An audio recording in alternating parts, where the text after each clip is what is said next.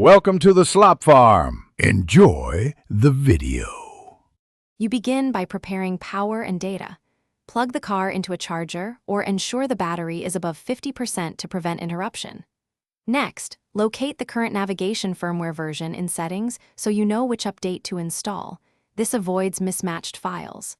Once done, export your maps, saved routes, and favorites to a USB or cloud backup. Make sure you can restore them if the process resets preferences. Start the update immediately after backup to keep states consistent.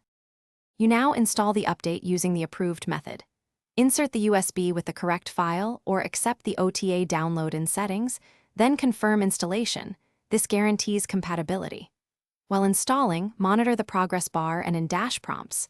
Do not shut off ignition, open the hatch, or remove the USB. Doing so risks corruption. If an error appears, record the error code and timestamp immediately so you can reference it with dealer support. Make sure the cabin remains stable to avoid interruptions. You finish by verifying the update. Open navigation, check the map version, test several POIs and a sample route to confirm accuracy, and restore saved preferences from your backup. If data or icons are missing, clear the navigation cache and perform a soft restart of the infotainment system. This often resolves display or routing glitches. If problems persist, use the recorded error codes when contacting your dealer or tech support. They may walk you through a manual reflash via USB to complete recovery. Thanks for watching. Consider subscribing if we helped you today.